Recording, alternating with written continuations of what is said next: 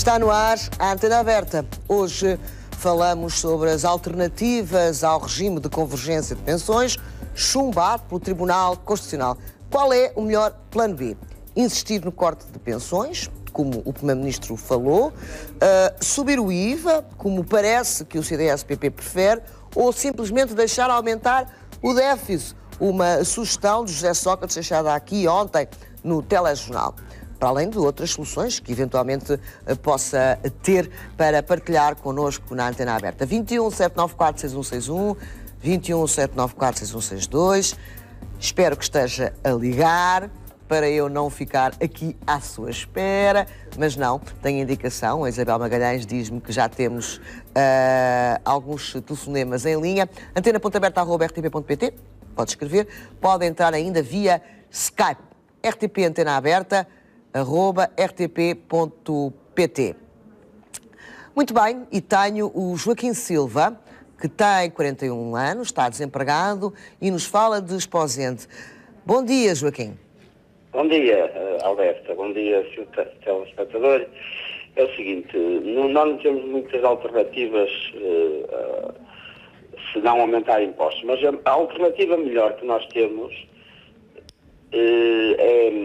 é fechar o Tribunal Constitucional. Porque, é assim, cortar-me 150 euros no meu fundo de desemprego não foi inconstitucional, mas cortar as reformas de quem ganha valores com os descontos dos portugueses é inconstitucional. Por isso, a melhor solução que nós temos é fechar o Tribunal Constitucional, porque se acaba com os bandidos neste país. Bom dia e obrigado. Bom dia, Joaquim Silva. Uma opinião polémica na medida em que os pensionistas estiveram a descontar toda a vida para um dinheiro que estavam à espera receber. Antes de termos mais telefonemas em linha, vou conversar com o Ricardo Jorge Pinto. Hoje está no Porto. Bom dia, Ricardo, bem-vindo. Isto é escolher o mal menor, não há aqui nenhuma solução boa. Não vai haver nenhuma solução boa, vai haver certamente soluções que passam por outras medidas de austeridade. O Governo, e em particular o Primeiro-Ministro, tem sido ambíguo relativamente a esta matéria. E numa primeira fase começou por dizer que desta vez havia um plano B, isto referindo-se a momentos anteriores em que, perante chumos do Tribunal Constitucional, o Governo dizia não ter sequer uma alternativa, tão confiante que estava naquilo que era a constitucionalidade das suas medidas, mas desta vez disse que estava a pensar numa medida alternativa, até porque a própria Troika já o tinha exigido. Tinha dito que, havendo esta possibilidade, que de resto tinha sido apontada pelo Governo como uma possibilidade provável, teria que haver uma solução alternativa e, dizia a Troika, teria que passar por medidas de grande qualidade. Isto foi imediatamente entendido como passando por uma redução da despesa e não aumento de receitas fiscais, isto é, de que o Governo se comprometeria a não fazer um aumento de impostos. Mas foi aí que começou a ambiguidade. Passos Coelho, em declarações mais ou menos recentes, e depois numas recentes da semana passada, afirmou que o caminho era extremamente estreito e que, se o Tribunal Constitucional não aceitasse a convergência das pensões, provavelmente teria que ir para uma solução de aumento de impostos, dizendo que essa solução não era uma solução de médio e de longo prazo que se aconselhasse, embora fosse uma solução eficaz em termos de colocação em prática, porque, na verdade, um aumento de impostos é quase imediato em termos de recolher as receitas. Depois, já do chumbo do Tribunal Constitucional, quer o PSD, pela voz do porta-voz Marco António Costa, quer o próprio Primeiro-Ministro, já admitiram que poderiam voltar outra vez a esta lei da convergência das pensões e reformulá-la de acordo com aquilo que eram as diretivas do acórdão do Tribunal Constitucional para tentar encontrar ali uma solução, isto é, refazer essa lei, provavelmente sustentá-la de outra forma e convencer os juízes de que, na verdade, não era uma medida avulso, não é um imposto e que responde àquela que foi a crítica feita pelo Tribunal Constitucional, que era de ferir o princípio da confiança. Não são cenários fáceis e vamos ver que solução é que o Governo poderá encontrar para aqui, havendo ainda um outro caminho, que é o caminho de a Troika permitir que este buraco que é aberto pelo chumbo da convergência das pensões, são cerca de 380 milhões de euros, é muito muito pouco em termos daquilo que é o déficit, são 0,25% apenas, possa ser perdoado de alguma maneira. O Jornal Expresso, há cerca de 3 meses, tinha uma notícia em que dizia que, citando fontes próximas da Troika, em particular do Banco Central Europeu e da Comissão Europeia, de que havia pouca tolerância da Troika relativamente a falhas no plano do governo, a não ser relativamente a chumbos do Tribunal Constitucional, e que se houvesse chumbos do Tribunal Constitucional, eventualmente a Troika poderia admitir uma espécie de cedência, conseguindo encaixar aquilo que seria um bocadinho o aumento da redução do déficit. Vamos lá ver que solução é que há, havendo ainda outras soluções que são mais populares. Isto é, ir às grandes receitas, ir, por exemplo, a uma renegociação das políticas, das parcerias público-privadas, aumentando aquilo que é a taxação sobre as transações em bolsa. Há ainda uma série de possibilidades que não foram exploradas e que nos deixam entender que esse discurso do governo de que a margem de erro é muito curta é ainda assim uma declaração. Tu achas, Ricardo, que essas possibilidades não foram exploradas? Não é por acaso que não se taxam os dividendos bolsistas, que não se estica mais a corda com os PPPs. Isso é um discurso muito fácil de ter quando se está na oposição, o próprio Partido Socialista tem-no e repetidamente, mas a verdade é que quando era governo também não as aplicou e sempre que se está no poder são medidas que parecem ser mais de difícil execução.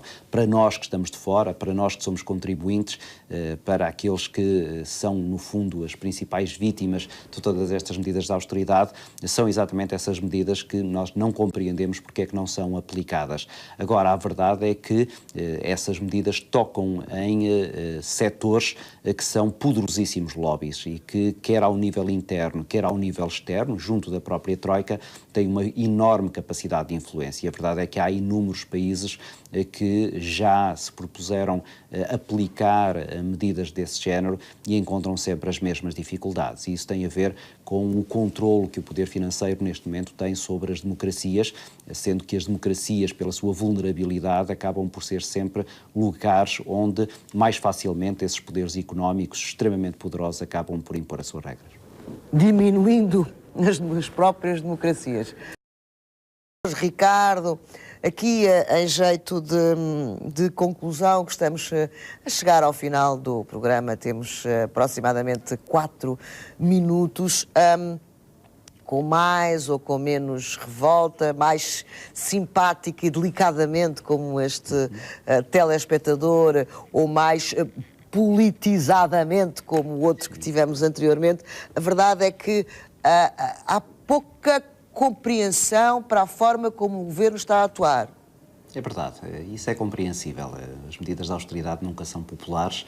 Há um programa de ajuda externo que nos traz constrangimentos e aí o governo tem pouca margem de manobra para ultrapassar algumas dificuldades, mas a verdade é que, como diziam aqui alguns espectadores, ninguém acredita que não haja uma solução, pelo menos para estes focos de despesa que, por exemplo, agora o Tribunal Constitucional rejeitou neste plano para o orçamento para 2014. E eu salientava aqui 3 aspectos daquilo que nós ouvimos. O primeiro é relativamente à questão da justiça destas medidas. Quando há pouco um espectador falava de porque é que não se vai cortar mais em pequenas coisas, porque é que, por exemplo, nas fundações não se conseguiu tanto dinheiro como aquele que era esperado quando se fez uma reformulação do seu próprio funcionamento. E aí eu acho que, se calhar, na verdade, o ganho que se pode obter é um ganho significativamente reduzido em termos quantitativos, mas que do ponto de vista simbólico é bastante importante, porque pelo menos evita que as pessoas fiquem com a sensação de que se vai buscar sempre o dinheiro aos mesmos, e a classe média tem sido fortemente afetada por todas estas medidas de austeridade e se vissem, por exemplo, ir mexer em algumas partes daquilo que é a despesa do Estado, mesmo que não fosse o suficiente para diminuir-se substancialmente o déficit, havia uma sensação de maior equidade, de maior igualdade nesses sacrifícios. E aí eu acho que o Governo tem sido, por vezes, um pouco negligente. Depois há outro aspecto que foi mencionado, que é a questão dos bancos. E essa é uma questão importante. Há 2, 3 dias, o New York Times trazia um editorial onde fazia uma crítica muito severa a uma decisão que a Comissão Europeia tomou relativamente àquilo que é a estabilização dos fundos dos bancos europeus. Isso internamente na União Europeia foi bastante elogiado. Do outro lado do Atlântico, esta medida é vista com enorme ceticismo. Isto trata-se de uma espécie de fundo, são 55 mil milhões de euros, que poderão ser utilizados sempre que um banco entrar em falência ou sempre que houver uma dificuldade para uma qualquer instituição bancária dentro da zona euro. Ora, dizia o New York Times, a verdade é que esse fundo é absolutamente insuficiente se houver uma crise idêntica àquela que em 2008 acabou por afetar este mundo ocidental industrializado em que nós vivemos. E a verdade é que continua a haver a sensação de que os bancos têm sempre alguém que lhes dê a mão. Ou seja, este fundo, que poderá ser até insuficiente, mas que se for insuficiente, depois terá para o colmatar aquilo que é o esforço dos contribuintes europeus e depois dos contribuintes de cada um dos países da União Europeia. E essa é também uma percepção que as pessoas têm dificuldade em compreender. Porque é que, por exemplo, a União Europeia o Banco Central Europeu está a emprestar dinheiro aos bancos para depois os bancos emprestarem aos países a uma taxa de juro mais elevada. E o que se poderia aí obter seria mais do que suficiente para colmatar muitas destas, ou para evitar algumas destas medidas de austeridade. E esse tem sido um discurso, sobretudo dos partidos à esquerda, e que é um discurso que obviamente todos nós compreendemos, mas que depois tem muita dificuldade em termos de aplicação. E quando olhamos para os partidos que verdadeiramente ou estão no poder ou aspiram a ser poder, percebemos que o discurso é bastante mais retraído relativamente a essa matéria. E é por isso que há esta sensação de que tem que se encontrar uma solução. Relativamente à convergência das pensões, a ideia já não é de que, se ela sendo chumbada, nós ficamos todos um bocadinho melhor. Não, a verdade é que aqueles 380 milhões vão ter que ser pagos. E vai ser sempre, de certeza, perante os nossos sacrifícios. Ricardo, foi um gosto mais uma vez passar esta Antena Aberta contigo. Eu acho que não nos vamos ver antes do Natal. Um santo Natal para ti, umas boas entradas. Tudo de bom. Igualmente. Obrigada. Muito obrigado. Adeus e bom Natal para todos.